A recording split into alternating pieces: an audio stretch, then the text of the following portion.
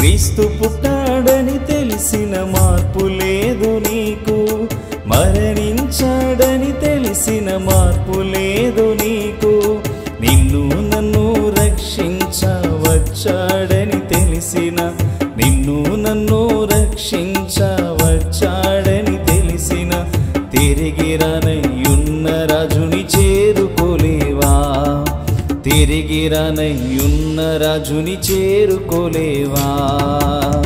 రాజు రానయ్యున్నాడు త్వరలోనే, నీకు నాకు లెక్కలు చూస్తాడు.